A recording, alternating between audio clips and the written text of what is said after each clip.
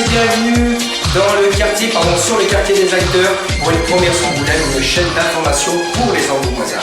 Le quartier des acteurs, une émission d'information où on recevra des hommes politiques, des directeurs de centres sociaux, des animateurs et bien d'autres choses et bien d'autres partenaires. Et bien sûr des habitants, c'est essentiel.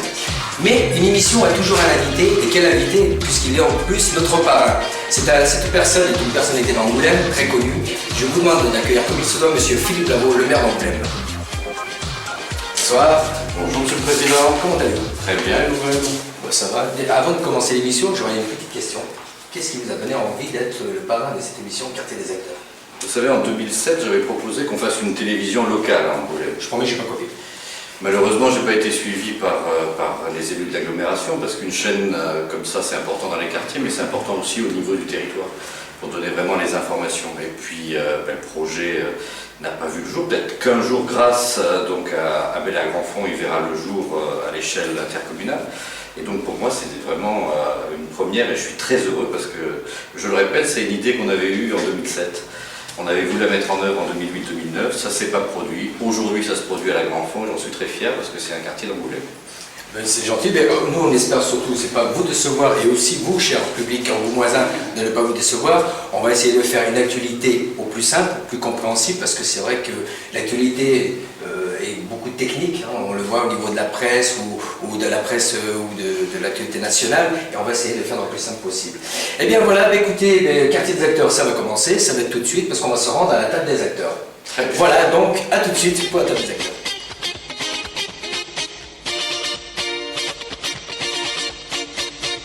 Et bien voilà, on est donc à la table des acteurs, toujours avec notre invité, Philippe Lavaux, maire d'Angoulême, et aussi le parrain d'émission, j'en profite. Et bien sûr avec nos deux présentateurs, Thomas et Marco. Bonsoir messieurs, comment allez-vous? Bonsoir, ça va? Bonsoir. Alors, Thomas et Marco. Thomas, je sais que toi tu vas nous parler d'un tel qui a fait l'actu ces derniers temps dans la presse, hein, une actu qui mérite de s'y pencher. Et Marco, lui, s'est penché sur une autre actu. Certes, elle ne fait pas encore la une de la presse, elle l'a fait, mais elle reste toujours d'actualité. On en reviendra un peu plus tard. Donc, ce qui veut dire que Thomas, tu étais sur le Busway qu'on le prénomme le Mobilix. Mobilix, c'est ça. Et Marco, excuse-moi, toi, tu étais sur le RUC. Oui. D'accord. Une petite question, Mobilix, c'est son nom définitif? Oui, c'est le nom de la ligne que l'on appelle en site dédié, en site propre. C'est-à-dire, c'est un moyen de transport qui est un peu comme le tramway, en fait, sauf qu'il est sur des pneus. Ce sont des bus de nouvelle génération. Mais l'intérêt, c'est qu'ils aient un couloir qui leur soit réservé. Ça veut dire qu'on peut avoir des bus qui vont circuler plus rapidement, et en même temps, on peut avoir des passages beaucoup plus fréquents.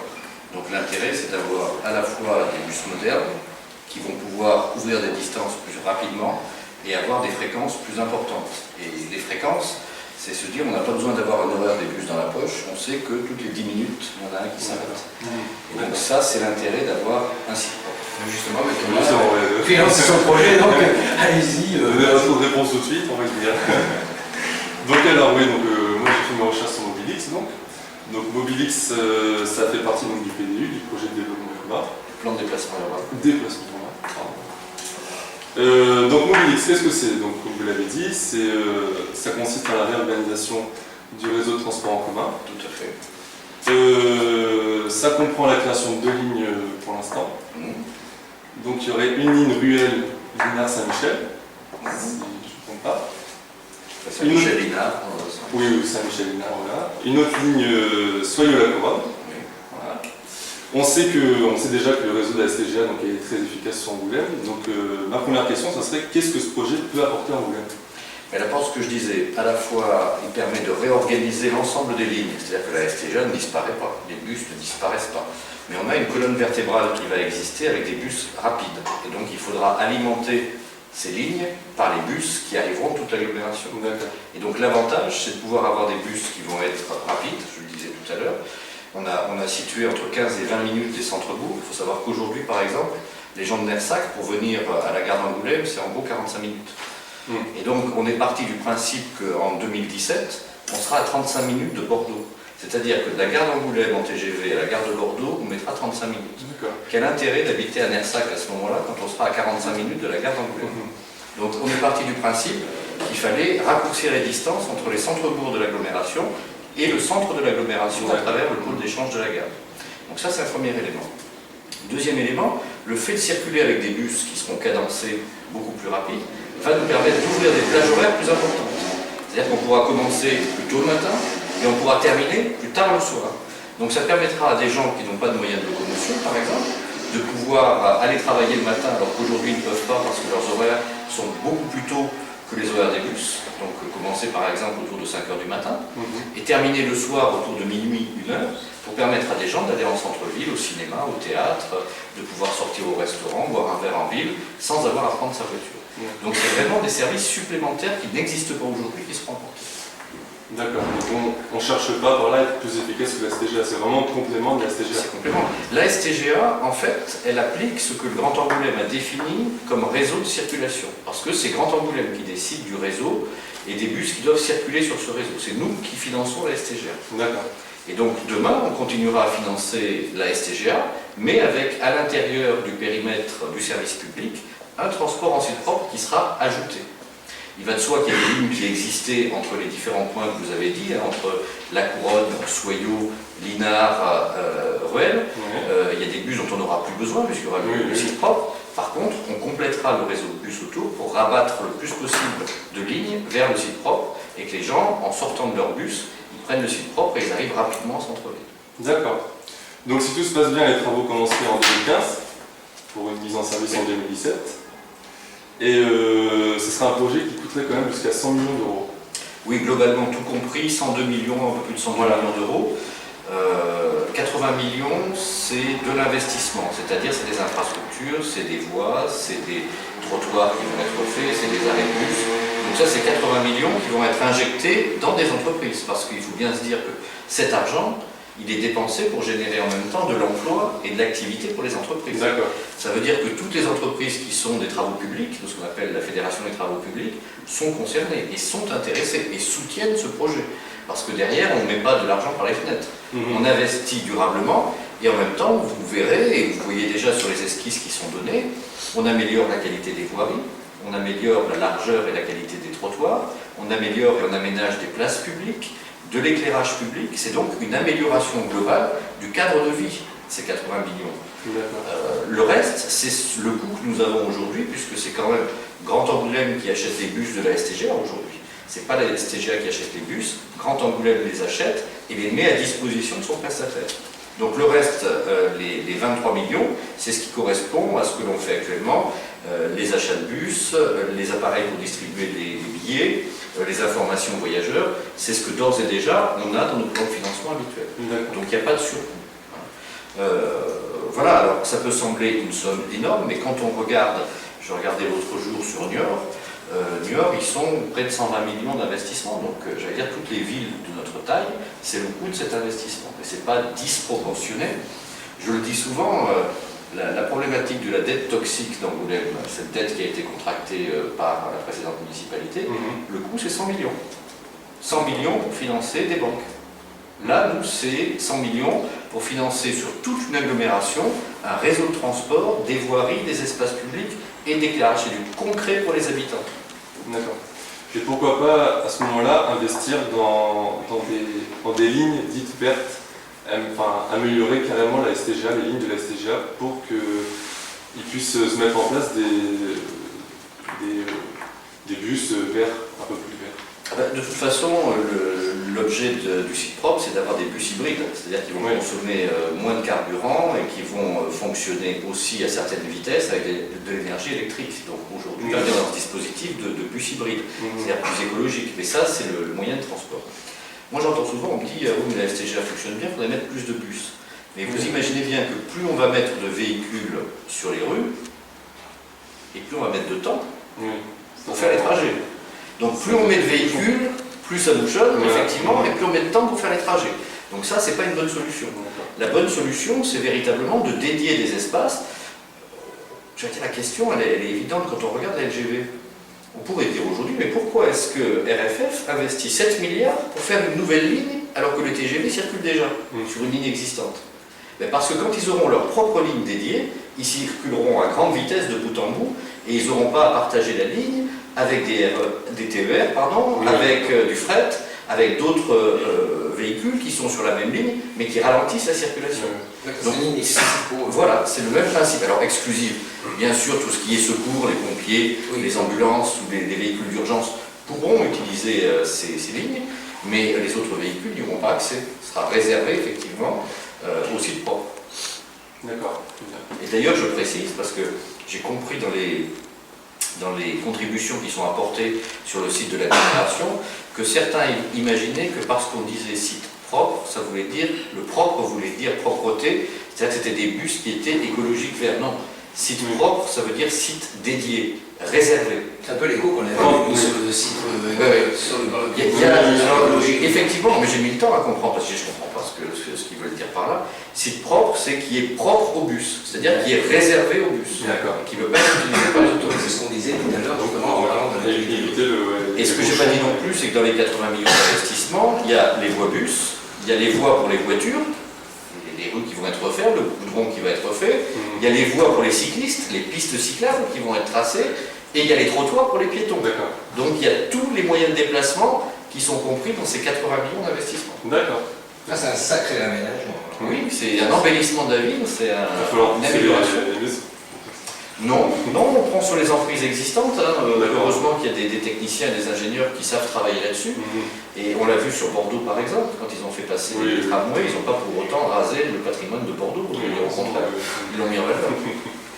Très bien, je vous remercie, monsieur le maire, pour la réponse et pour les informations que vous avez fournies aux habitants. Et on suit l'actualité de ce projet. Là, on continuera à donner des informations. Oui, pas de souci. On espère, c'est aussi le but du jeu. Moi, je reviendrai sur une chose sur Mobilix qui est importante parce que, exemple, comme vous avez parlé justement du propre, nous, on avait une question, ça n'a aucun rapport avec le propre, mais ce qu'on appelle un peu les amalgames, c'est qu'au niveau de l'emploi, le Mobilix, je vois qu'on sait aujourd'hui que le permis de conduire, contrairement à ce qu'on peut croire aujourd'hui, c'est pire qu'un diplôme. Que vous rentrez pour l'emploi, que vous rentrez dans une intérim, la première chose qu'on demande, c'est avez-vous le permis de conduire. Et on a vu, nous, sur le quartier, exemple, notamment sur les jeunes ou les moins jeunes, bien d'entre eux n'osent plus aller s'inscrire, par exemple, aux intérims, parce qu'ils savent très bien que le fait qu'ils n'ont pas le permis de conduire, on leur refusera l'émission. Et je pense, après c'est mon opinion personnelle, mais effectivement ce que vous disiez tout à l'heure sur le busway, donc le Mobilix, c'est vrai que s'il venait à circuler, on va dire, sur une tranche d'horaire qui est faite par exemple pour le 3-8, c'est-à-dire du 5-9 heures, enfin oui, et qui veut. Moi je pense sincèrement que ça va enlever une sacrée épine, parce que c'est vrai que je ne vais pas prendre position, combien de qu'on soit bien d'accord, sur le fait que si Mobilix est une bonne affaire ou pas. Je ne peux pas la prétendre, ou je ne connais pas plus le dossier. Mais là où je pense être concret, c'est que je pense que les gens qui auront, dans une intérim, se dire je peux faire une mission parce que maintenant j'ai un moyen de circulation, c'est pas négligeable pour la suite du projet. Je crois que ça mériterait, vu ce qu'on lit dans la presse, un peu plus de méditation. Mais après, c'est sûr, on est en pleine crise, on parle d'argent, on confond beaucoup de choses, mais voilà. Et ça, c'est de l'argent qui est injecté dans l'économie, parce qu'il fait travailler les entreprises. Et derrière, ça veut dire que c'est des contrats de travail. Il ne faut pas oublier que l'investissement public, c'est de l'emploi derrière. Et que si on ne met pas cet argent-là, nos entreprises risquent de mourir. C'est aussi un investissement sur l'emploi. Moi, j'y tiens beaucoup et je le dis. Je le disais ce matin au congrès des maires de Charente, à l'Espace Cara, l'investissement public, on parlera tout à l'heure de l'opération de renouvellement urbain, c'est pareil pour les entreprises du bâtiment, c'est une mine qui est importante, ça permet de faire travailler des gens. Il faut savoir que dans les marchés publics, on a aussi des clauses d'insertion. Et donc il y a des gens qui retournent à l'emploi grâce à ces investissements publics. Donc ça, c'est ce qu'on appelle un cercle vertueux. L'argent public permet d'améliorer la qualité de vie des habitants, offre des services nouveaux, agit sur les entreprises qui peuvent créer de la richesse et de l'emploi. Voilà pour nous l'équation. Eh bien, excusez-moi, oui. à condition que les gens d'Angoulême soient priorisés, parce que moi je vois par exemple la ligne LGV, où c'est des grosses entreprises comme Eurovia et Vinci, et on voit il y a beaucoup de gens qui se déplacent de très loin, et je pense qu'il y a une minorité de gens d'Angoulême alors qu'il peut y avoir une majorité de gens locaux. Donc tu veux dire qu'il y a plus de main-d'œuvre externe que la locale. Ils ont une obligation dans le cahier des charges, c'est-à-dire que nous, comme on finance la ligne à grande vitesse, le Grand Angoulême met 12 millions d'euros dans la ligne à grande vitesse, ils ont une obligation. Et on a un suivi régulier avec la préfète de la Charente, justement des offres d'emploi et des candidatures qui ont été retenues. Donc il y a un suivi qui est fait globalement. Et c'est vrai que sur certains corps de métier qui nécessitent de la qualification, les grutiers et autres, parfois on a du mal à trouver sur place. C'est pour ça qu'on met en place en même temps des formations, de façon à ce qu'il y ait des gens qui soient formés, qui puissent rentrer sur ces chantiers. Parce qu'il y a des formations spécifiques. Ok. Mais justement, on va profiter justement, mais vous avez profité de rebondir sur le rue, et justement, Marco, tu vas nous parler de le rue, et justement de ce qu'on peut attendre. Je me suis penché sur ce sujet parce que, notamment pour avoir des réponses, on a eu beaucoup de questions techniques et venant des habitants, donc on était sans réponse. Donc pour éviter d'avoir à mentir ou de dire des réponses fausses, donc on va se pencher là-dessus un petit peu. Donc moi tout d'abord j'aimerais qu'on puisse avoir quelques explications en quoi consiste le rue. Alors l'ORU, c'est donc une opération de renouvellement urbain. C'est une opération qui vise à remodeler l'ensemble des quartiers.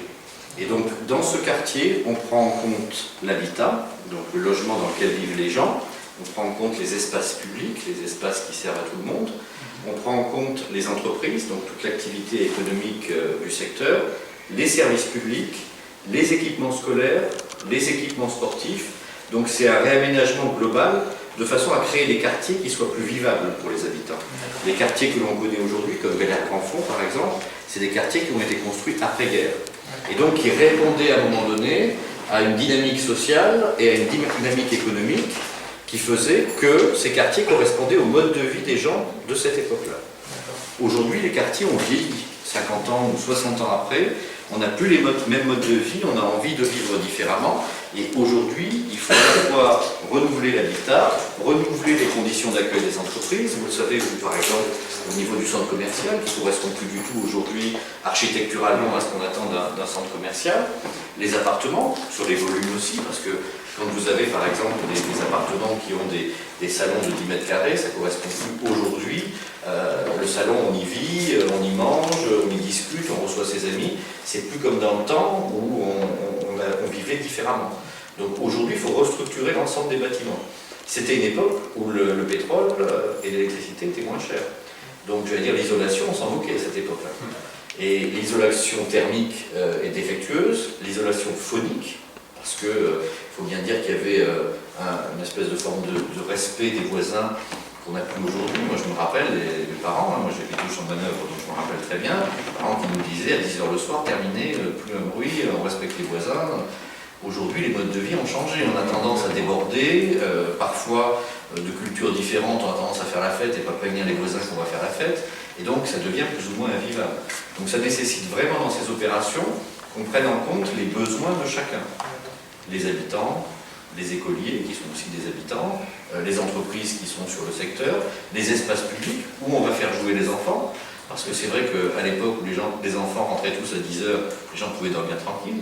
Mais aujourd'hui, quand on a des enfants qui jouent jusqu'à minuit et au-delà, sous les fenêtres de gens qui travaillent, c'est pas toujours très agréable. Donc il faut repenser où on localise les espaces de loisirs. Donc c'est toutes ces opérations-là qui sont intégrées dans l'opération de renouvellement urbain. D'accord. Et donc est-ce que vous avez un projet de rue pour venir à la campagne ? Alors depuis longtemps, oui, on m'a dit que ça faisait partie des quartiers prioritaires, et d'ailleurs on s'est battu avec la députée Martine Pinville pour faire en sorte que ce quartier reste dans ce que l'on appelle la politique de la ville, qu'il soit reconnu, et on a fait en sorte qu'il soit inscrit dans les futurs contrats de ville qui permettront de développer des projets urbains dans les quartiers. Mais ces projets-là, ce n'est pas des projets qui sont copier-coller de projets d'autres quartiers. Ils doivent s'élaborer avec les habitants. Et c'est pour ça qu'il y a souvent des phases qui sont très longues de concertation avant l'élaboration du projet. Je dis toujours, le projet de ma campagne, par exemple, on sait qu'il a fallu 20 ans pour faire le rue de ma campagne. Entre la première étude qui a été faite et la fin des travaux, c'est 20 ans qu'il a fallu. Donc c'est des choses qui sont longues. Si je regarde aujourd'hui l'opération de renouvellement urbain du secteur ouest, la convention a été signée en janvier 2008, donc c'était M. Mottet qui était maire, et c'était Mme Boutin qui était ministre de la Ville à l'époque, ils avaient signé la convention en janvier 2008. On regarde aujourd'hui, 5 ans après, il y a quand même déjà beaucoup de choses qui ont été faites. Et on peut se dire que d'ici maximum 2-3 ans, l'opération sera entièrement terminée, et les difficultés qu'il y a eu récemment étaient liées aux difficultés financières du bailleur social Logélia, qui n'avait plus assez d'argent pour faire les bâtiments qui étaient prévus.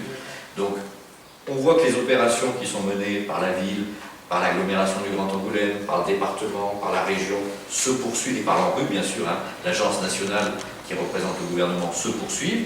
Par contre, aujourd'hui, il y a parfois des blocages. Là, c'est Logélia.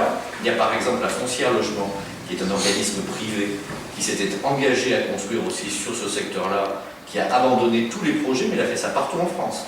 Il a abandonné en 2009 tous les projets, tous les engagements signés ont été abandonnés. Donc là aussi, ça nous a posé un problème. Donc il y a des partenaires qui ne sont pas toujours très fiables des fois, hein. Mais par contre, aujourd'hui, ce qu'on observe, c'est sur ces opérations, les partenaires publics, eux, ils le sont. Et ils vont jusqu'au bout. Nous, ce qui est pour le petite enfance, ça se construit, les voiries sont construites, l'école Jean Mermoz, l'école d'art se construit, les centres sociaux vont se construire, la passerelle a été mise en œuvre. On est passé tout à l'heure sur le quartier Grande Garenne, les travaux de réfection de chaussée, les voiries, pistes cyclables sont en train de se faire, donc toutes ces choses-là avancent. Par contre, c'est vrai que ça nécessite beaucoup d'argent, hein. Une rue, c'est en gros 100 millions d'euros, hein. On parlait tout à l'heure de... Voilà. Oui. Sur un quartier, 100 millions d'euros. Quand tout à l'heure on disait sur Sur le projet Mobilix, l'agglomération, 16 communes, 110 000 habitants, c'est le même prix. D'accord. Voilà. Donc ça vous donne un peu les échelles de... D'accord. Vous auriez un délai à nous donner pour l'euro? Là, la politique de la ville a commencé à être annoncée par le ministre François Lamy donc, le mois dernier. Il y a des réunions qui vont se poursuivre et je crois que c'est au cours du mois de juillet qu'est prévu que la communication officielle soit faite. Et donc nous, dans ce cadre-là, la municipalité a d'ores et déjà positionné Bel Air Grandfond pour entrer dans le prochain plan de rénovation urbaine de l'État et donc contractualiser avec l'État. Ce qui veut dire que ça pourrait être 2015-2016. Ce qui serait bien, c'est qu'on ait un phasage aussi avec l'arrivée de la LGV, ou un début des travaux au moment où la LGV arrive. Mais ça nécessitera aussi que dès qu'on aura l'accord, on entame la concertation avec les acteurs économiques, avec les habitants, avec les associations, avec les établissements scolaires, que tout ça se produise. Mais d'ores et déjà, on a au moins acté au niveau de la municipalité un gros travail qui va être fait au niveau de l'école Émile Roux. Où là, sur le groupe scolaire Émile Roux, on a d'ores et déjà engagé une enveloppe d'à peu près 6 millions d'euros qui devra être réalisée dans les années à venir, qu'il y ait aux rues ou pas aux rues, mais on souhaite qu'il y ait aux rues. On a de toute façon un gros projet sur le groupe scolaire Émile Roux aujourd'hui. D'accord. Bon, ça sera tout. Je vous remercie pour vos questions. Donc c'est vrai que le sujet de nos rues, c'est quelque chose, surtout sur ce quartier de la Grandfond. C'est une histoire pour nous qui restera et qui continuera en espérant voir la fin. Après, bien sûr, on va passer vite fait à autre chose, mais je voudrais noter une chose que la municipalité a mis en place il y a un petit moment, ce qui s'appelle les diagnostics marchands qu'on fait assez souvent, qui nous permettent de voir les travaux d'urgence, entre guillemets, hein, et qui nous permettent aussi de... C'est la petite goutte d'eau, mais qui répare quand même ces petites erreurs qui évitent cette fâche. Eh bien Marco, Thomas, je vous remercie bien. Merci à vous. Merci. Quel sujet pour le mois prochain? Moi, le prochain, je me pencherai sur la ligne LGV. Pardon, sur la médiathèque. On parle de ça du coup. Ah oui. Sur Tout est lié. Les travaux de la médiathèque et pour tout en garder un œil sur. Tout est lié parce que notre volonté sur la médiathèque, et c'est un des éléments, si on la situe à cet endroit-là, c'est qu'elle soit en même temps un phare international. C'est-à-dire que tous ceux qui passeront, même par le train, mais qui ne s'arrêteront pas, verront la médiathèque d'Angoulême, qui est quand même la ville internationale de l'image. Donc notre but, c'est que les gens, progressivement, s'arrêtent et ont envie de descendre ici dans cette ville, et à partir de la gare de la médiathèque, ils aient envie, comme nous, de rester à Angoulême et de vivre à Angoulême. D'accord. Très bien. Et Marco, sur quelle idée? Quel est le prochain projet? Sur la ligne LGV. Ah bah je me doutais bien.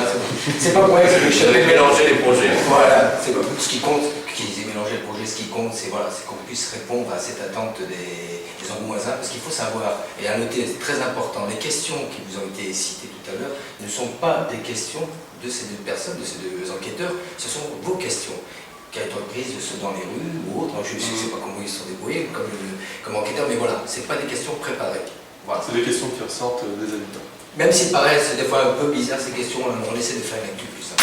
Voilà, écoutez messieurs, je vous souhaite à tous les deux une bonne soirée, et puis je vous dis au mois prochain. Au mois prochain. Et puis soyez, ne confondez pas les projets, ça serait sympa. Merci bien, bonne soirée. Eh bien voilà, la phase de Grand Angoulême c'est terminé. On va continuer toujours sur la table des acteurs avec deux présentatrices cette fois-ci, un peu plus de charme peut-être. Non, c'était un petit humour. Et cette fois-ci nous allons parler un petit peu de Bel Air la Grandfond. Voilà, à tout de suite.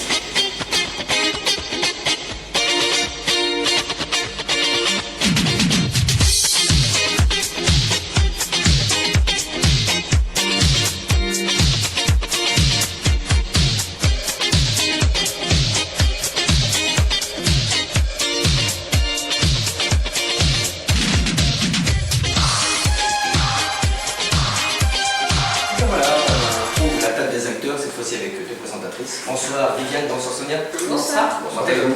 Bien. Toujours avec monsieur Philippe Lavaux. Donc cette fois-ci nous allons parler du quartier de Bellin-la-Confond. Un petit peu de pub, ça fait pas de mal. Et cette fois-ci il y a une certaine inquiétude, ce que j'ai vu. Et par contre on va retourner un petit peu sur le côté horrible. C'est pas fait exprès, mais c'est comme ça. Avec Viviane. Viviane, c'est quoi ton thème? Les travaux à venir sur le quartier. Et Sonia? Le manque d'implication des habitants. Qui malheureusement se fait non seulement à l'échelle locale, mais aussi à l'échelle nationale, et qui des fois, comme je dis souvent, un projet créé, s'il n'est pas suivi par le citoyen, est un projet coulé. Et voilà. Eh bien, c'est Viviane. Oui. Alors, on te donne la parole. Donc voilà, monsieur le maire, avec notre association, on est allé faire des enquêtes sur le secteur et on a proposé d'être le porte-parole un petit peu des habitants.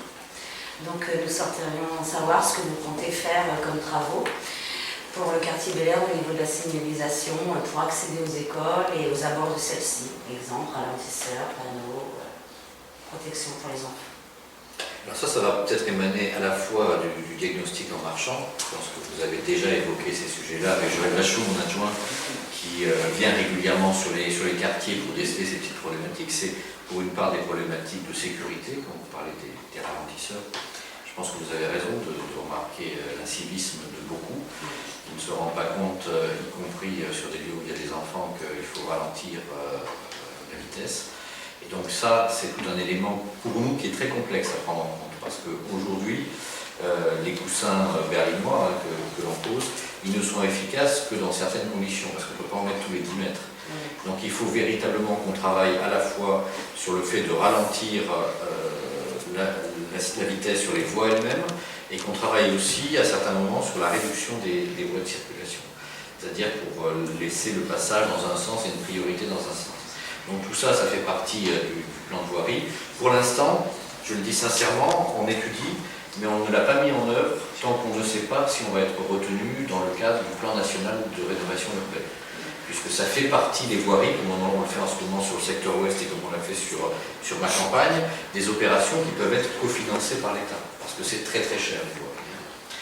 Donc pour nous, ça c'est des éléments, d'abord aller au plus vite sur la sécurité, les abords des établissements scolaires, le centre social, les équipements sportifs, les lieux associatifs, là où il y a des gens qui se réunissent. Donc ça c'est un travail qui est un premier travail. Après sur le fond des investissements routiers, attendons de savoir si on est éligible au PNRU, et à ce moment-là on travaillera avec vous justement pour remodeler les axes de circulation, parce qu'une des problématiques de Bellin-la-Confond, c'est aussi qu'il y a beaucoup d'axes secondaires, de petits axes par où les véhicules circulent plus ou moins vite. Et donc il faudra certainement remodeler, supprimer certains axes, faire des sens de circulation qui soient différents, avec des sens uniques très certainement aussi, pour éviter d'avoir justement des flux de voitures trop importants. Donc ça nécessite vraiment un travail de fond. C'est-à-dire que si on se contente de mettre des coussins berlinois, on sait que ça va faire effet sur certains, mais sur d'autres ça ne les fera pas ralentir. Ils vont continuer avec des vieilles voitures qui vont vite, à passer sur les coussins comme si de rien n'était. Voire même parfois ils empiéteront sur le trottoir pour éviter le coussin. Parce que ça on l'a vu aussi. Je parlais tout à l'heure d'incivisme, de problématiques de gens. Il y a des problématiques, les gens aujourd'hui ils voient un coussin berlinois, donc deux coussins berlinois, ils vont passer au milieu de la chaussée, ou empiéter sur les trottoirs. On peut rappeler quand même, pour ceux qui ne savent pas, ce qu'est le coussin berlinois. C'est des coussins surélevés qui sont sur les voiries, qui sont carrés, et donc qui permettent de ralentir la circulation. Alors, des fois c'est porteur, mais des fois ça ne fonctionne pas du tout.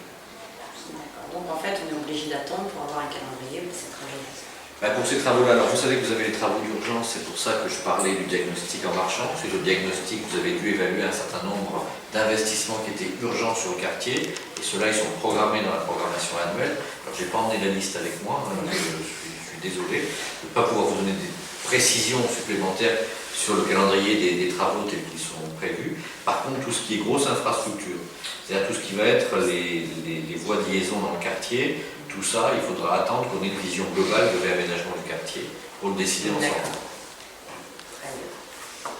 Et puis sur les gros investissements, je vous parlais de l'école Émile Roux, ça c'est programmé et voté, donc plus de 6 millions d'euros, je vous disais tout à l'heure, pour refaire le groupe scolaire, le rendre plus moderne, plus performant énergétiquement, mieux adapté aux besoins de l'éducation, plus sécurisé pour les enfants et les personnels des écoles.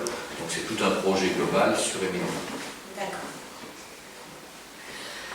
Alors après, passons sur autre chose. De plus, vous avez pu constater dans notre quartier, on a de nombreux espaces verts qui ont du mal à être entretenus en temps et en heure, qui qui sont commencés mais qui ne sont pas finis, comme la tonte de pelouse, la taille des arbres, malgré les deux entreprises qui en ont la charge. Et quelles solutions avez-vous pour ce problème? J'en parlais tout à l'heure à la Grande Garenne, à Saint-Exupéry, où on m'a évoqué le même problème sur les espaces résidentialisés. Je crois qu'il faut qu'ensemble on évalue la qualité d'intervention des entreprises. Parce que, si je prends l'exemple de Grande Garenne, les espaces verts étaient entretenus par la municipalité, qui de tout temps a toujours eu des services espaces verts très efficaces, très performants. Et donc aujourd'hui, avec la résidentialisation, c'est plus la municipalité qui s'en occupe, c'est l'Office public de l'habitat, l'OPH, et qui fait appel à des entreprises. Et visiblement, on n'a pas la même qualité d'entretien des espaces verts avec les entreprises retenues. Alors, parfois, je le regrette, je le dis parce qu'on a des entreprises d'insertion qui sont censées insérer les gens, mais la qualité du travail n'est pas ce qui est attendu des habitants. Donc, il faut qu'on fasse l'évaluation avec eux, et s'il le faut faire appel à des professionnels plus compétents. Et ça, c'est quelque chose qui, pour moi, est essentiel, qu'on ait du travail de qualité qui soit fait sur nos quartiers. Vous soulevez des problématiques qu'on nous soulève souvent sur des travaux qui sont mal faits, il n'y a pas de suivi. Alors reconnaissons quand même, ayons un peu d'indulgence pour les entreprises parce qu'on a eu un hiver très pluvieux. Et ça a été très compliqué à entretenir des espaces verts avec toute la pluie qu'il y a eu, toute la boue. Et au niveau des tontes, c'est vrai qu'il y a eu beaucoup de soucis. Il faut savoir aussi qu'il y a des saisons où tous les espaces verts d'Angoulême, et Angoulême est une ville très verte, il y a beaucoup d'espaces verts, l'herbe pousse partout en même temps. Et donc nos agents municipaux ont du mal à être partout en même temps. Et donc on a régulièrement, dans Charenton ou dans Sud-Ouest, des remarques de gens en disant on va y aller avec notre chèvre et tondre nous-mêmes puisque la municipalité ne le fait pas. Mais il faut voir les hectares qui sont à entretenir sur Angoulême. Si on prend par exemple le Fresneuil, c'est les espaces verts qui entretiennent Fresneuil. Le jardin vert, c'est les espaces verts. Tous les espaces verts que vous avez, ici, le Square Gelengic, c'est pareil. Et si on démultiplie sur l'ensemble des quartiers d'Angoulême, on a beaucoup de choses à entretenir. Donc des fois, il faut être un petit peu indulgent parce qu'on ne peut pas être partout à la fois. Justement, parce que justement, une question par rapport à cela, alors quand on parle justement par exemple à Fresneuil, on sait que c'est les espaces verts. Nous, on avait une problématique sur ce quartier, on se demandait toujours pourquoi, c'est pas pour le PLR au fond, je parle, que pour le PLR au fond, pourquoi ce sont des sociétés d'insertion, c'est comme ça qu'on dit, je pense, qui viennent, d'insertion, qui viennent faire la tonte, et qu'à quelques mètres, c'est-à-dire ici, c'est la mairie d'Angoulême. Est-ce que parce qu'on n'en vaut pas le coup? C'est un peu, imaginez-vous, c'est ce qu'on ressent sur le quartier, ce qui n'est pas évident pour nous, parce que pour rebondir, le comité de quartier fait ces doléances-là, et c'est aussi ce qu'on entend. Et donc, c'est pas évident, c'est pour ça que... Alors il faut savoir que c'est un peu une question de propriété. Sur les espaces qui appartiennent aux bailleurs sociaux, on est sur des espaces privés. Donc la municipalité n'a pas le droit d'intervenir. C'est eux qui doivent gérer l'entretien de leurs espaces verts. Par contre, sur les espaces qui appartiennent à la ville, les espaces publics, là c'est notre responsabilité et nos services peuvent intervenir. Donc il faut bien que les gens sachent, quand c'est une propriété privée qui appartient à la SA Le Foyer, Bilogia, Logélia ou l'OPH, parce que c'est considéré comme un espace privé, c'est à eux de l'entretenir et ils ne peuvent pas faire appel aux services municipaux. Quand c'est des espaces publics qui appartiennent à la municipalité, elle a l'obligation d'entretenir ces espaces publics, soit en régie avec son personnel, soit en lançant des appels d'offres et en faisant appel à des entreprises. Donc nous, on a du personnel, et donc c'est généralement le personnel qui intervient sur nos espaces. Au moins comme ça on aura une réponse, et on pourra au moins le dire, parce que c'est vrai qu'on était un petit peu dans l'interrogation. C'est vrai, comme on le dit, on évite de dire des bêtises, on préfère avoir l'information à la source, donc vous l'avez donné, et c'est très important. Il y a beaucoup de choses qu'on apprend, j'en profite d'ailleurs parce que c'est aussi le but de l'émission télé, pour dire aux gens engagez-vous, parce que c'est aussi ça la citoyenneté. On apprend les choses parce qu'on y est confronté. Moi-même, je ne savais pas tout avant d'être engagé dans la vie publique. J'ai appris beaucoup de choses et on ne peut pas tout savoir, je vais dire. On est tous des citoyens, on ne peut pas connaître tous les lois, tous les textes, donc on est obligé comme ça de s'investir. Et par exemple, comité de quartier, vous apprenez des choses, vous faites des choses, et c'est ça l'investissement citoyen. On poursuit, ma chère. Donc, les habitants aussi souhaiteraient savoir que va devenir et quel projet est prévu pour le bâtiment Boucheron. Alors, Raoul Boucheron, c'est vrai que c'est une énorme difficulté. Parce que c'est un bâtiment qui est très amianté. Et vous savez que la législation sur l'amiante oblige à avoir un traitement particulier pour tous ces déchets amiantés, traitement qui coûte très cher parce que c'est des entreprises spécialisées qui sont chargées d'éliminer ces déchets. Et donc sur le bâtiment Raoul Boucheron, je crois que c'est plus d'1 million d'euros rien que de destruction et de traitement des déchets. Donc vous le voyez, entre destruction et reconstruction, ça a un coût phénoménal. Et aujourd'hui, franchement, la municipalité ne pourrait pas, toute seule, entreprendre tous ces travaux sur Raoul Boucheron. C'est pour ça que ça fait partie aussi de nos projets dans le cadre de la rénovation urbaine, de l'opération de renouvellement urbain qui pourra avoir lieu, être accompagné par l'État, la région, le département, dans le financement de Raoul Boucheron. Mais c'est vrai qu'on a beaucoup travaillé sur ce dossier et que vu les coûts importants, on a été obligé de dire qu'il faudra attendre que quelque chose de partenarial se fasse pour qu'on puisse venir à bout de cette verrue, hein, pour une verrue aujourd'hui qui est très polluée et très amiantée. À l'époque, je crois que, si je dis pas de bêtises, rien que pour les désamiantages, c'est valu, je crois, 1,4 million. Oui, c'est ça. C'était ça le chiffre. Parce que je sais que sous l'autre municipalité, bien sûr, je ne ferai pas de critique, je ne suis pas là pour ça, mais on avait parlé d'1,4 million qu'on avait vu. Voilà, donc ça sera toujours la problématique, mais c'est vrai que le faire passer Raoul Boucheron par le biais de l'EURU, c'est sûr que c'est peut-être plus supportable, mais nous, c'est pareil, donc on peut noter, si j'ai bien compris, que ça peut quand même nous condamner pour le moment encore à se dire, bon, bah, va attendre l'EURU pour qu'on ait une véritable réponse pour on se bat pour ça. On se bat pour ça. Et je sais que vous êtes derrière nous pour qu'on se batte ensemble pour obtenir cette opération. C'est le but du jeu. Bon, bah, je vous remercie d'avoir Merci à vous. répondu aux questions. Et bien voilà, bien maintenant on va passer à l'application. Justement, tout est lié sur l'application. L'application, au niveau des applications, tout est lié justement à ce qu'on ait une qualité de vie quotidienne pour tous, car on est tous impliqués quelque part. Donc tu vas nous expliquer, Sonia, parce que tu es inquiète. Mais oui, parce qu'on a eu des remontées de parents, donc on remarque depuis quelques temps effectivement que les habitants du quartier manquent d'implication et s'intéressent très peu aux manifestations qui leur sont proposées. Alors qu'il y a quelques années, quand le comité a ouvert, tous les habitants étaient volontaires. Donc, certes, quand on a fait le Fête la Fête de 2009, c'était une première sur le quartier, donc effectivement ça a motivé tout le monde. Malheureusement, je pense que les gens doivent avoir quelques difficultés financières aussi avec la précarité. Donc, est-ce que vous avez le même ressenti au sein de d'autres quartiers que le vôtre? Je vais vous dire, même dans l'équipe municipale, il y en a, j'allais dire, qui s'investissent beaucoup moins. Il y en a même qui ont démissionné, qui sont partis, parce que le travail n'était pas ce qu'ils avaient attendu au départ.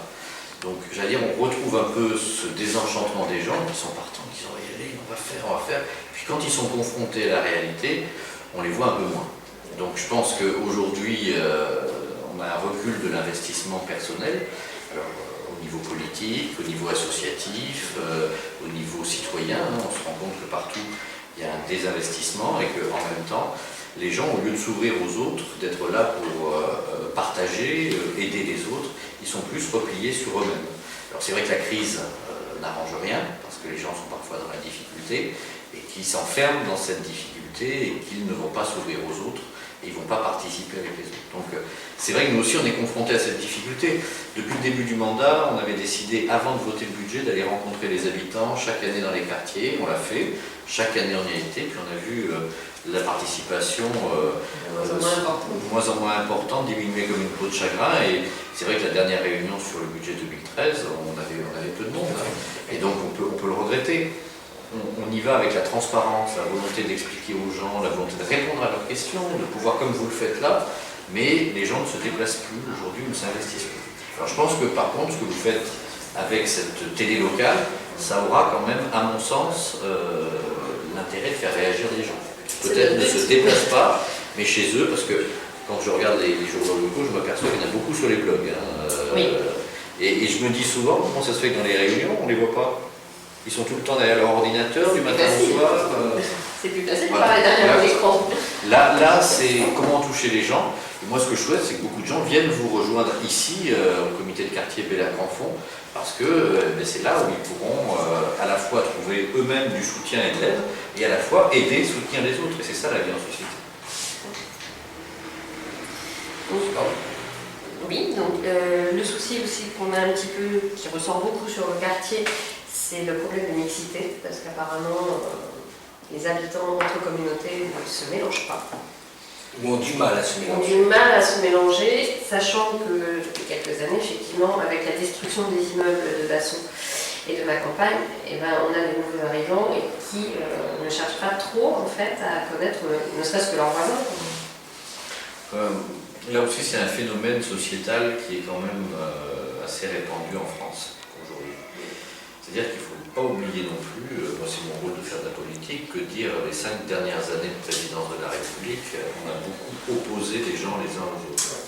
On a beaucoup fait en sorte qu'on se méfie des autres, de son voisin, en désignant toujours des boucs émissaires. Donc aujourd'hui, on a des gens quand même qui sont imbibés de cette culture. On le voit, ils sont capables de se monter les uns contre les autres, les voisins de palier, sans se connaître, d'avoir des avis, de parler des autres sans connaître les autres. Et ça, c'est à nous aussi, au plus près du terrain, à faire en sorte qu'on retisse des liens entre les gens. Je sais que vous travaillez beaucoup au comité de quartier à créer des animations, à créer des moments de rencontre, de convivialité.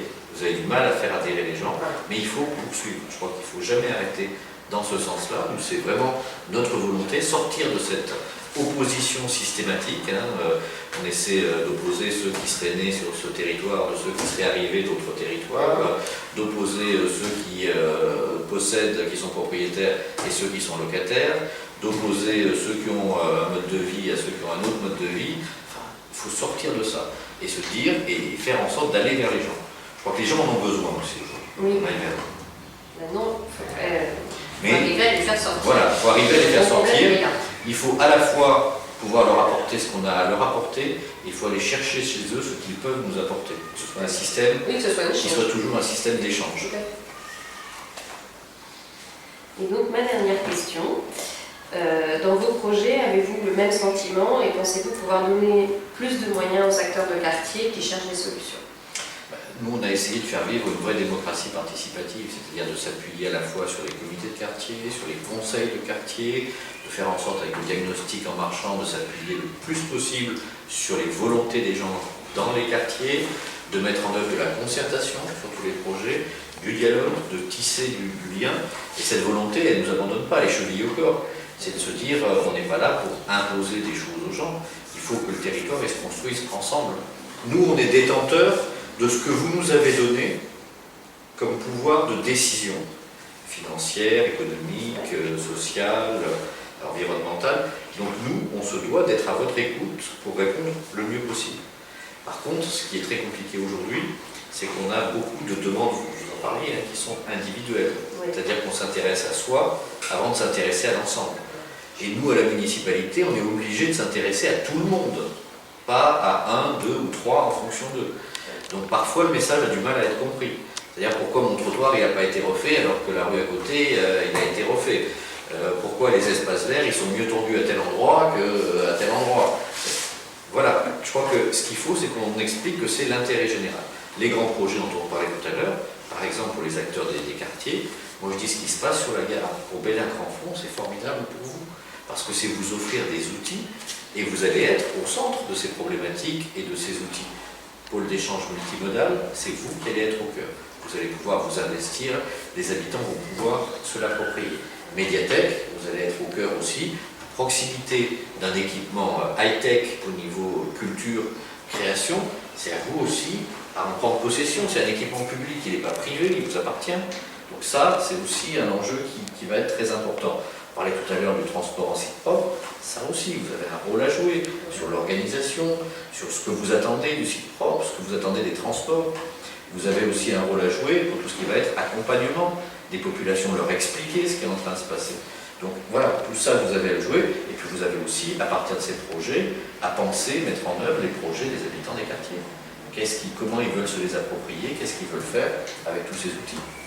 Un autre challenge, une sacrée aventure Oui. humaine. Oui. Mais passionnante, tout ce qui est humain, c'est passionnant. Ah, mais ça apporte toujours un élément. Tout à fait. Mais pour moi, ça sera tout. Ça sera tout. Bon, ben, c'est Merci. vrai qu'on se rend compte. Merci à vous. Donc on se rendra compte, c'est sûr que en ce qui concerne l'implication, il y a plusieurs facteurs. La précarité, aussi le fait de ne pas vouloir voir son voisin. Et il y a aussi un petit peu, c'est pas comme critique, je porte à la municipalité, parce que c'est à l'échelle nationale un peu aussi des politiques. Beaucoup de promesses qui n'ont pas été tenues, parce qu'on le voit sur le terrain quand on se fait, entre guillemets, un petit peu allumer. Bon. on nous prend un peu pour des hommes politiques, mais c'est pas notre but. Donc on les excuse bien sûr, parce qu'on comprend, dans ce manque d'application, on voit qu'il y a quand même un SOS, on le ressent derrière. Mais c'est ça qu'il faut noter qui est très important. Une chose qui est importante aussi, c'est de redonner la vraie valeur du temps. Le temps humain, aujourd'hui, il est de plus en plus long. On vit de plus en plus longtemps. Et la notion d'urgence, il va falloir la relativiser, parce que l'urgence, elle est par rapport à quoi? Par rapport à son envie ou par rapport à la réalité du temps humain. Moi, je disais toujours à mes élèves quand j'étais enseignant, mais même si vous décidez d'avoir un enfant demain et que vous le faites ce soir, il faudra attendre 9 mois. Ou peut-être moins si... Mais ça donne la vraie réalité du temps. Et aujourd'hui, on voudrait que tout soit fait tout de suite. Et donc ça, il y a deux instruments dans la technologie qui ont beaucoup nui à l'échelle du temps. C'est le micro-ondes, qui a permis de se nourrir en 30 secondes, et c'est la télécommande qui a permis de changer de chaîne immédiatement. Et on pense que dans la vie, tout est comme ça, comme le micro-ondes ou la télécommande. Non, non. On reste humain, avec le temps humain, il y a 365 jours par an, 24 heures dans la journée, les temps humains sont toujours existants. Alors ne nous laissons pas dépasser par l'informatique, où là, j'allais dire, ça va très très vite, dans les réseaux et compagnie. Nous, on est des êtres humains, on n'est pas des machines. Et voilà, mais c'était très intéressant, très enrichissant, surtout pour le quartier de la passionnant. Passionnant, bien sûr.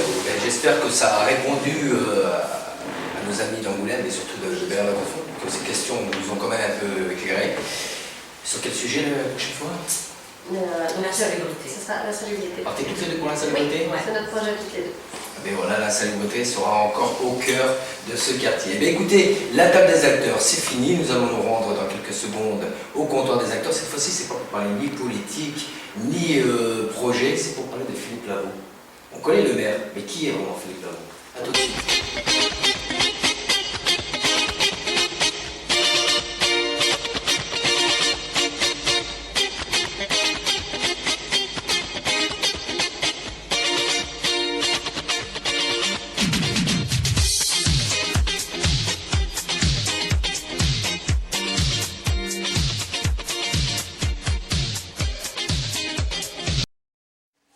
Eh bien, nous voilà au comptoir des acteurs, non pas pour boire un coup, mais pour parler de Philippe Lavaux. C'est vrai que les gens vous connaissent en tant que maire, mais ils ne savent pas qui vous êtes. Alors bien sûr, il faudrait plus d'une émission pour vous connaître, vous doutez bien. Mais on a quelques petites questions sympas. On va voir si vous rentrez dans le jeu, ça serait super sympa. Mais tout d'abord, la première question que j'aurais à vous poser, c'est dans votre enfance. Quand vous étiez un élève à l'école, vous étiez le gamin qui était près des radiateurs, au milieu de la classe ou devant? J'étais plutôt au milieu de la classe. Quelqu'un de très timide en fait, et plutôt réservé. Non, je n'étais pas quelqu'un de ni très hardi, ni fumiste. J'étais vraiment entre les deux. Un bon élève? Non, je n'étais pas spécialement bon élève, je pense que j'étais moyen. J'étais plutôt bon en orthographe. C'était un peu ma passion, j'aimais beaucoup le français, l'orthographe. J'étais un peu moins bon en maths et sciences. Mais non, mais tout m'intéressait. J'ai toujours été, et j'ai gardé ce côté d'ailleurs, j'aime apprendre. J'aime apprendre. Quelque chose que j'ai appris très tôt, c'est que même si on lisait tous les jours un livre toutes les heures, on ne pourrait jamais épuiser la bibliothèque de New York en vivant 350 ans. Donc on se dit qu'on ne sait jamais tout et qu'on peut toujours apprendre, on peut toujours se perfectionner. Donc moi je suis un étudiant depuis que je suis né. Donc voilà, ce qui n'empêche pas que même si vous n'êtes pas bon en maths, il faut quand même apprendre. Hein, parce que... Ah oui, c'est très utile. Ça m'a beaucoup servi pour gérer une ville, un département, une région. Après, je m'y suis remis, mais non, mais j'ai jamais décroché. Franchement, j'ai jamais décroché. J'ai toujours essayé de comprendre. C'est ça qui est intéressant. Eh bien, après de l'enseigner, pardon, vous êtes passé enseignant. Racontez-nous un petit peu. Ah, ça a été un grand parcours et cette vocation, elle est née dans l'enfance. Les instituteurs, institutrices qui me passionnaient parce qu'à l'époque, il n'y avait pas la télévision, il n'y avait pas Internet. Je ne suis pas né il y a un siècle, hein, mais quand j'étais gamin, on regardait la télévision une fois par semaine. Le soir, on lisait, on allait se coucher. Quand j'étais petit, mon livre de chevet, c'était tout l'univers, l'encyclopédie. J'ai lu les 21 volumes avec l'index, j'ai tout lu. Et c'est vrai que j'étais passionné par ce que nous apprenaient les enseignants. Et puis après, il y a eu cette rencontre quand j'ai fait mes études. Donc j'ai fait des études de lettres à Bordeaux. Et pour payer mes études, j'étais pion dans un collège à la Grande Garenne. Et je suis tombé sur des enseignants fabuleux dans ce collège, véritablement, qui savaient investir toute la communauté éducative dans l'établissement. Et donc on a pu faire plein d'ateliers entre midi et 2 heures, de l'aide aux devoirs le soir, y compris à la fin de mon pionica, on remplaçait modestement, mais quand les enseignants étaient absents, les remplacer au pied levé pour faire de la littérature, de l'histoire, de la géographie, de ces choses-là. Donc ça m'a donné envie. Et puis après, une fois que j'ai été dans le système, j'ai dit allez, banco, je vais jusqu'au bout. Et puis donc j'ai commencé comme maître auxiliaire, c'est-à-dire j'étais sous contrat. Et puis après ma première inspection, l'inspecteur m'a dit mais vous êtes fait pour ça, il faut que vous passiez les concours. J'ai dit laissez-moi encore 2-3 ans pour que je sois bien sûr, je veux être sûr d'abord avant de me lancer. Et puis au bout de 3 ans, 3 établissements scolaires, j'ai dit allez banco, c'est ce qui me plaît, donc j'ai passé les concours et je suis devenu enseignant. Donc il y a quand même beaucoup de gens qui me connaissent parce que j'ai été animateur de centre de loisirs, directeur de centre de loisirs, pion, prof, donc plus les associations sportives et autres, donc il y a quand même beaucoup qui m'ont connu. Quelle carrière, mais on voit qu'il y a quand même un bon côté de social quand même. Moi j'aime les relations humaines. C'est ça qui est très important. Mais justement, côté social, le fait de cette carrière, vous avez rencontré des enfants, donc, enfin des jeunes adultes, on va dire. Et est-ce que c'est le fait de rencontrer, on va dire, ces différences? Parce que c'est vrai que quand vous étiez prof, vous avez dû voir des enfants qui n'avaient pas les mêmes chances que les autres, que ce soit intellectuellement ou, je dirais, financièrement. Est-ce que c'est ceci qui vous a poussé à faire de la politique en vous disant « je vais essayer d'apporter ma petite pierre » entre guillemets? Oui, vous me connaissez bien, alors. Puisque vous avez la réponse à la question. C'est vrai que... Je vous pose la question. Si j'ai raison, alors, si vous préférez, si j'ai raison sur ce que c'est vrai que l'enseignant, il apporte un enseignement, mais qu'à un moment donné, il ne peut pas agir sur certaines choses, et notamment les discriminations sociales. Et qu'à un moment donné, si on veut aller au-delà et agir à la racine sur ce qui fait la différenciation des gens, financière ou autre, eh bien, il faut s'engager politiquement et faire évoluer les choses. Et c'est le pourquoi exactement je me suis engagé. J'avais 30 ans quand j'ai décidé de m'engager en politique. 30 ans pile, c'était un moment qui était difficile pour le Parti Socialiste, puisque c'était en 1993, Pierre Bérégovoy s'était suicidé, la gauche avait été remise au rencard, et donc je me suis dit, c'est le moment d'y aller, il y a à reconstruire. C'est pas dans les moments les plus faciles qu'il faut y aller, c'est quand c'est le plus difficile. Donc j'y suis allé, je me suis engagé, et puis ensuite les choses se sont enchaînées très vite. Les gens me connaissaient. 5 ans après m'être engagé, en 98, j'étais élu conseiller général sur le secteur sur lequel j'avais fait mes premières armes sociales et éducatives. Et après, les choses se sont enchaînées les unes après les autres en se disant, voilà, c'est dans cet outil que je pourrais agir sur telle et telle chose. Donc on peut dire que vous avez quand même une bonne connaissance du terrain.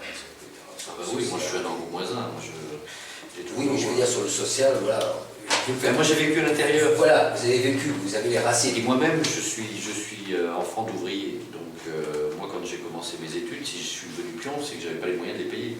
Donc je sais quelle est la difficulté à un moment donné. Vous savez, moi je voulais être médecin au départ, donc chirurgien. Et bon matin. Non, c'était pas la problématique. Ça, j'étais capable de le faire. Mais j'étais pas capable de suivre des cours sans travailler, parce que j'avais besoin de payer mon loyer, de payer à manger, de payer mes bouquins, de payer mon transport. Et donc il fallait que je travaille. Et ça, c'est pas possible quand on veut faire des études de médecine, il faut y être à temps plein. Donc voilà, pour ça qu'on a souvent, et on avait souvent dans ces années-là, des enfants de familles favorites, il faut bien connaître. C'était pas ouvert à tout le monde, comme aujourd'hui ça peut l'être. On n'avait pas l'aide et l'accompagnement qu'on a aujourd'hui. Quoique c'est vrai que, pour faire une petite parenthèse, je regardais l'autre soir sur un reportage, c'est vrai qu'aujourd'hui, faire des grandes études, ça coûte très cher. Je pense qu'il va y avoir un mouvement où il y aura des baisses, je crois, pour pouvoir accéder à ces études, parce que les coûts sont chers. Exemple, aux États-Unis, j'ai vu, je crois que c'est pour Harvard, c'était 63 000 $. Pour faire des études, et ces gens qui s'endettent, des familles qui s'endettent, qui est même un peu le même système en France. On ne parle pas encore de ces grosses sommes, mais bon, on parle des 40 000 €, pardon. C'est vrai que ça coupe l'envie de faire des crédits parce qu'on n'est pas sûr de... C'est pour ça qu'on doit mettre en place des politiques publiques qui servent ceux qui en ont le plus besoin.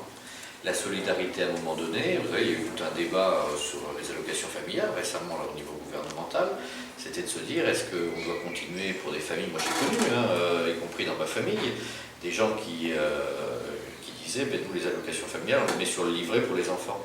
Et puis d'autres familles, on sait très bien qu'elles ont besoin des allocations familiales au quotidien pour que leurs enfants soient habillés, nourris, puissent aller à l'école.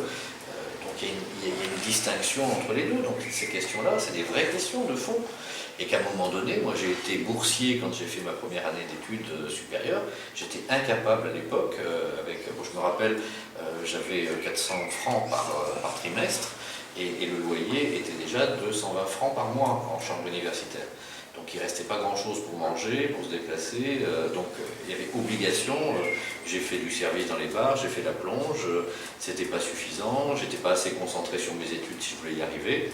Heureusement qu'il y avait ce système de pionica pour les surveillants qui nous permettait, on passait 3 jours dans un établissement scolaire et le reste du temps à la fac, qui m'a permis de mener mes études jusqu'au bout, et même avec l'envie de terminer vite les études pour pouvoir entrer dans la vie active. On sent quand même qu'il y a eu une carrière, il y a un parcours surtout, voilà ce que je voulais dire, assez difficile, et je pense que c'est ça qui vous aide de plus facilement comprendre ces gens qui sont dans la précarité, puisque vous avez vécu, même si sur les précarités aujourd'hui sont différentes, il faudrait ce qu'il y ait. À l'époque, je pense qu'à l'époque, il était plus facile de manger que d'acheter une télé. Aujourd'hui, on se rend compte qu'il est plus difficile de manger, mais avoir un écran plat, c'est plus facile. Mais bon, ça, c'est ce qu'on dit, c'est la fiction qui a dépassé la réalité. Eh bien, je vous remercie pour ces questions-là. On va jouer à un portrait chinois. Ça vous intéresse? Oui, je ne sais pas trop ce que c'est le portrait chinois. C'est très simple, vous allez découvrir, c'est très sympa, il faut vous mettre au jeu, voilà. C'est des questions très simples. Si vous étiez un animal, quel animal serait-vous? Ah, un oiseau. Quel oiseau? L'albatros. Pourquoi? Parce qu'il est nonchalant. Ouais. Et puis il y a un magnifique poème de Baudelaire qui s'appelle L'Albatros. Quand il atterrit, il est ridicule. Et c'est un peu ce que j'aime bien être, c'est-à-dire pouvoir être sérieux, prendre de la hauteur avec les choses, mais sans me prendre au sérieux et être capable aussi à un moment donné, comme ça, d'avoir des blagues, d'avoir des côtés. L'Albatros, c'est un magnifique poème. Si vous étiez un plat? C'était un plat mijoté. Quelque chose qui s'inscrit dans la durée, où il faut de la préparation. Un peu bourguignon, quoi. Oui, j'aurais dit de la poule au pot. Bourguignon, c'est plus long, quand même. Ah, la vraie poule au pot, c'est très très long à préparer, en fait, parce que c'est vraiment... Moi, je vois que vous aimez la poule au pot. Je vais pas insister. Non, mais c'est pas. En plus, c'est un peu le hasard de l'histoire. Je suis né à Pau, mes parents étaient en caravane et la spécialité dans les 4 c'est la poule au pot. Donc j'ai toujours gardé un peu par je suis passé des attaches culinaires et affectives. Si vous étiez un personnage de fiction de réel, ou réel, pardon. Personnage?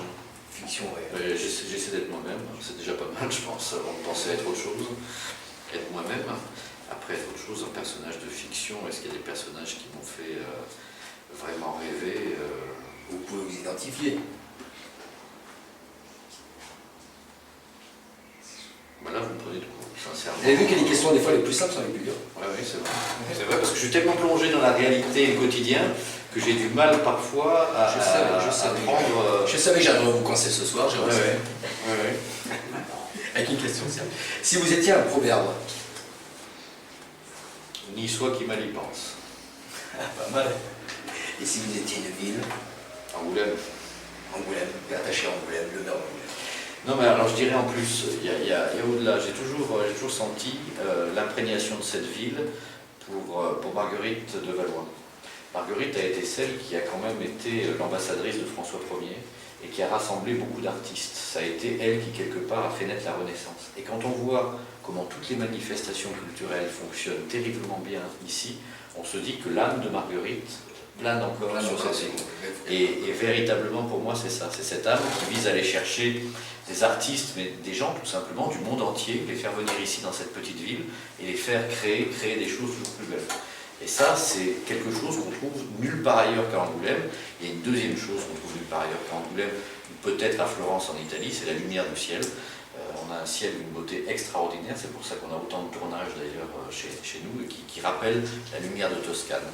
Et c'est vrai que ça a un côté très romantique cette ville. Il y a des moments, la lumière de Toscane, ça fait faux, on sait plus que dedans. Même en Toscane, il ne faut pas s'inquiéter. J'en doute pas. Une autre question, pour finir, deux autres petites questions. En tant que maire ou Philippe Lavaux, vous décidez, par contre je n'oserais pas vous demander votre vie privée, mais quelle a été votre plus belle rencontre?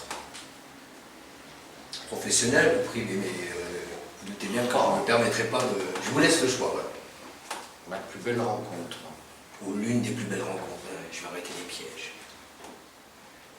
Tout dépend de quel point de vue on se place. Si c'est esthétiquement, si c'est sentimentalement, si c'est... La rencontre, sans doute, qui m'a le plus marqué, j'étais jeune, je le dis franchement, et ça m'a inspiré, c'est François Mitterrand en Angoulême. Vous savez que j'ai eu la chance de rencontrer sa femme? Ben non, je ne savais pas, j'ai rencontré elle aussi, Daniel. Ouais. Mais moi j'ai rencontré François Mitterrand en Angoulême, et c'est quelqu'un qui m'a impressionné. Par le charisme qu'il dégageait. Il n'y avait même pas besoin du cordon autour de lui, les gens ils se mettaient tout seuls à 2 mètres de ce personnage, et quand on s'approchait de lui, on était intimidé. Donc politiquement, c'est le personnage qui m'a le plus intimidé, et puis son immense culture m'a beaucoup impressionné. Voilà.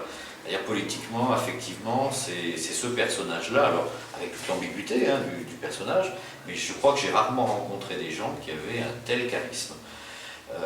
Politiquement, il y en a une autre personne qui m'a impressionné, que j'ai rencontré pour le francophone ici, de même son charme, son charisme, son intelligence et sa culture, c'est Ramayad. Quand elle était venue à Angoulême, une personne d'une simplicité extraordinaire, mais qui en impose par son intelligence, par sa culture et puis par sa beauté de femme. C'est une femme qui est vraiment magnifique. Et elle m'avait beaucoup impressionné également. Vous voyez, j'ai mis des 2 côtés politiques en même temps pour dire qu'il y a des gens qui peuvent être des rencontres à un moment donné et qui vous impressionnent parce qu'ils dégagent quelque chose. Aujourd'hui, c'est vrai que Mitterrand dégage toujours. Il y a toujours ce respect même en France. À l'échelle nationale, je pense que Mitterrand restera l'un des meilleurs hommes. Enfin, il est plus mythique aujourd'hui, mais voilà. quand on était face à lui, moi j'ai eu la chance de le rencontrer ici, d'être face à lui, c'était différent. Il n'y aura jamais ça. J'ai jamais revécu d'ailleurs, alors je sais pas, je n'ai pas rencontré Obama, mais bon, vous savez, peut-être j'ai rencontré François Hollande à diverses reprises, c'est pas le même sentiment, c'est pas la même chaque personnage est unique. Voilà, j'ai pas rencontré quelqu'un qui dégage autant. Je pense que si j'avais rencontré Nelson Mandela, ça aurait été aussi quelque chose de très émouvant, de très fort, parce que c'est aussi quelqu'un qui a beaucoup de charisme, mais j'ai pas eu cette chance. Peut-être un jour. Pour Nelson Mandela, mais c'est vrai je le souhaite pour Mandela, ça va être un peu dur, malheureusement pour lui en ce moment, c'est vrai que c'est dans une grande difficulté de santé. Votre plus grande déception? Les trahisons, quelles qu'elles soient. Très bien. Parce que moi, je crois en l'être humain, je suis quelqu'un de fidèle, que ce soit affectivement, politiquement, et ce qui m'insupporte le plus, c'est la lâcheté et la trahison. Ça, c'est vraiment des choses...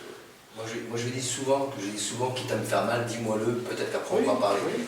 Moi j'aime bien la franchise, oui. Les gens qui sont francs, mais la trahison, je trouve que c'est ce qu'il y a de pire.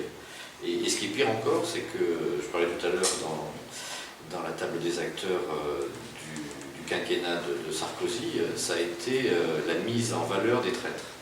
Et on voit qu'aujourd'hui, on n'a plus honte d'être traître. Je trouve ça que c'est quand même assez exceptionnel. Moi, si je devais trahir, je pense que je me mettrais planqué sous terre. Maintenant, aujourd'hui, on est fiers d'être traître. C'est quand même assez exceptionnel.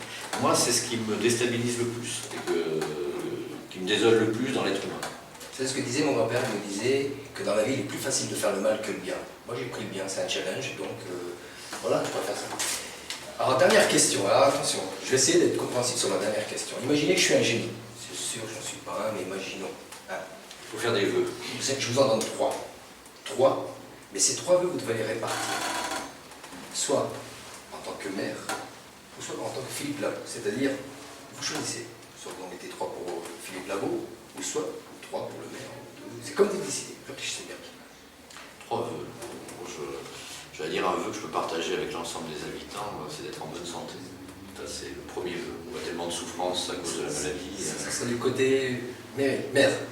Oui, pour tout le monde, pour moi et pour les autres. Oui. Je pense qu'il n'y a rien de plus terrible que la maladie et la souffrance. Et donc, voilà, on serait déjà au niveau de ça. Ensuite, deuxième vœu, ce serait que cette ville joue enfin le rôle qu'elle doit jouer parce qu'elle le mérite. C'est-à-dire qu'aujourd'hui, entre Bordeaux et Nantes, je pense que cette ville a un sacré challenge à relever. C'est le premier bassin industriel. Je crois qu'il faut qu'on soit fiers de ça et qu'on fasse tout pour que ça se développe. On a une terre d'avenir. Tous les gens qui viennent ici disent mais c'est exceptionnel. Donc il y a un avenir dans cette ville et je souhaite que cette ville saisisse ses chances. Et puis le troisième, vous voyez, moi je sècherai un peu là-dessus. 2 me suffisent déjà, la santé et la prospérité. Le troisième, je sais pas. Je sais pas, éviter de croiser des traits sur votre chemin, par exemple. Ça Ça, c'est l'être humain depuis la nuit des temps. Judas est un des fondements de la société. Donc, c'est-à-dire, ça fait partie des choses. C'est l'argent qui C'est mon côté naïf et romantique qui fait que je crois toujours que l'être humain est bon. Oui. Voilà. Mais je pense qu'en chacun d'entre nous, là, quand même, une petite personne de bon cœur. Oui, tout à fait. Eh bien, écoutez, je vous remercie d'avoir joué le jeu. C'était super sympa. Vous avez été honnête. On a senti une franchise, une honnêteté. Je le redis, bien sûr, il faudrait plusieurs émissions pour vous connaître un peu plus. Vous êtes parrain, vous serez amené à revenir. Je ne dirais pas tout, parce qu'il faut garder sa part de mystère. C'est ce qui fait l'intérêt. Oui, voilà, j'en doute pas. Et puis, j'ai pas vocation à remplacer Nabila. Donc, oui, Nabila, c'est Nabila, Philippe Lavaux, c'est Philippe Lavaux. Oui, c'est sûr. Je n'ai pas confondu, ne vous inquiétez pas. Eh bien, on va vous apporter dans quelques secondes un livre d'or. On va vous demander de nous laisser une traçabilité de votre passage. Bien sûr, vous serez amené à revenir, puisque vous en êtes le parrain. Et j'espère, même au nom de toute l'équipe, ça sera un grand plaisir. Et on va accueillir aussi Johanna, qui va nous donner les sorties mi-juin, mi-juillet de ce qui va se passer. Mi-juin, mi-juillet. Mi-juin, mi-juillet, ou même voire août, de ce qui va se passer comme activité ou divertissement sur le Grand Angoulême. A tout de suite.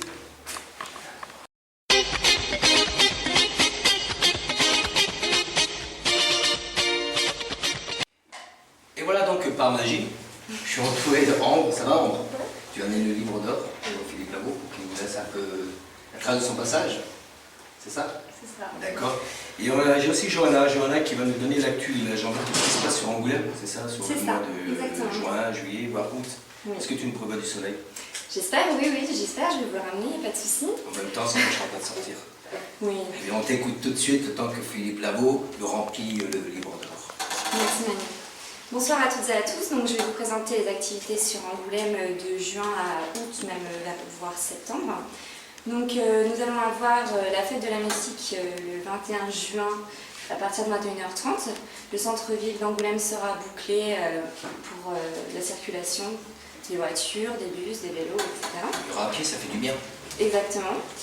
Donc vous pourrez accéder donc, à tous les concerts gratuitement dans le centre-ville. Toutes les rues seront disponibles, les bars seront ouverts.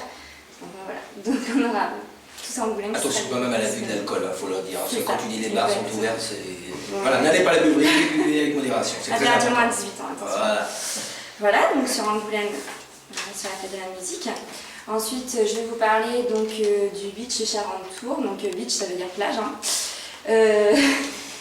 C'est pour vous dire que donc il y aura des tournois d'organisés de football, de handball aussi sur sable. Donc nous aurons des dates, oui, le 19 juin, 26 et 29 juin, donc à Angoulême, à l'île de Bourgine, pardon. Où se déroulait, si je ne dis pas de bêtises, musique métisse. C'est ça, qui sera exactement. déplacé, selon la Faugie, qui sera déplacé au centre-ville, si je ne dis pas de bêtises. C'est ça. Donc ça, les dates là seront pour le football, hein. Voilà, sur sable. Ensuite, nous aurons le handball aussi sur sable, qui aura lieu le 22 et 23 juin. Donc après, c'est aux alentours d'Angoulême, hein. Il n'y a pas que sur Angoulême, ça recouvre un petit peu toute l'agglomération. Voilà. Et aussi le beach rugby qui a lieu aussi à Bourgine le 29 et 30 juin. Donc les conditions d'inscription, il n'y en a pas vraiment. Il faut avoir plus de 16 ans. C'est gratuit.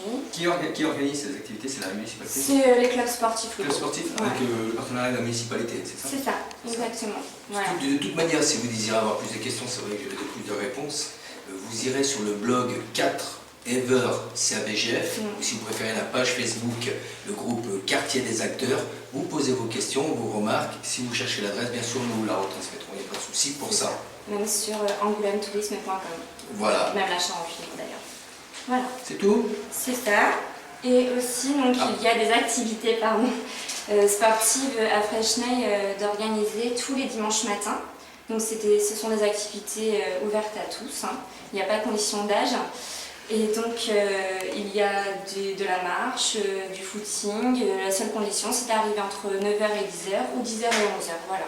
C'est un professeur diplômé qui organise ces petites séquences. Ce que tu dis, donc tu nous fais comprendre qu'il faut quand même respecter les horaires. Voilà, c'est ça. Si on arrive un peu tard, ça sera pour la journée. Vu que c'est de la marche, du footing, de la gym, les séances seront commencées, ce ne sera pas très agréable d'arriver en cours. Voilà. Ok, donc tu ne promets pas le pas de soleil. J'espère, si ce week-end déjà il va faire. Non, parce que déjà pas mal, ce qui est sûr, c'est que ces dates sont, c'est sûr, Oui. Voilà, ces dates sont sur le soleil, mais écoutez, on ne commande pas tout. Mais je te remercie bien. Voilà. Eh bien, l'émission va bientôt toucher à sa fin. Je vois que le maire a fini de remplir le livre. Nous verrons à la fin ce qu'il a écrit. Et avant de se quitter, bien sûr, j'ai complètement oublié, je pense que vous allez vous associer à moi, monsieur Philippe Lavaux, j'ai oublié en début d'émission d'avoir une pensée pour ce qui s'est passé à Vassaux. Une pensée à tous nos collègues, parce qu'ils sont aussi nos collègues, ceux qui travaillent dans le milieu social. Une marche a eu lieu hier à propos de cet incident. Je ne reviendrai pas dessus parce que je ne connais pas les éléments, mais sachez que le quartier des acteurs ainsi que les habitants du quartier de Béar à Gonfond, le centre social Cage et autres, ont une pensée pour vous. Soyez forts, il faut reconstruire pour mieux repartir et ce n'est pas une poignée qui vous empêchera d'avancer. Voilà, je voulais avoir cette pensée, si vous voulez rajouter quelque chose. Non, je trouve que c'est très bien et que vous avez vraiment donné l'esprit de solidarité qui aujourd'hui s'impose dans ces moments douloureux pour ce quartier. Et je crois qu'on peut être très fier de voir que tout le monde se solidarise et tout le monde est capable de porter une seule et même parole, non à la violence. Et oui au quartier, à la diversité des quartiers, à la diversité des activités. Je vous remercie. On a peut-être une dernière question. Je vous ai menti tout à l'heure. Oui, je vous ai menti. Il ne faut jamais mentir. Oui. Non, mais je suis cachotier, c'est pas un mensonge méchant, ne vous inquiétez pas. Oui, j'ai du mal à parler, c'est vrai. Voilà. Vous savez que Quartier des acteurs, c'est une émission qui reçoit des invités. Si je vous dis qu'on n'en a pas le mois prochain. Vous savez pourquoi? Parce qu'on s'est dit, mais si on disait à Philippe Lavaux, il y a tous les invités qui passeront à cette émission, que c'est eux qui vont nous dire quel invité ils aimeraient voir le mois prochain ici au Quartier des acteurs et qui prennent l'engagement de le faire venir. Vous relevez le défi? Bah, écoutez, je peux essayer dans la mesure de mes moyens. Je ne peux pas assurer que les gens viendront, je ne peux pas leur imposer de venir. Bien sûr, bien sûr, bien sûr. Mais vous avez une idée de quelle personne pourrait... Quelle personne pourrait, sur Angoulême et sur une actualité de rentrée, moi je pense qu'il faudrait que vous C'est ça fassiez... pour juillet, attention.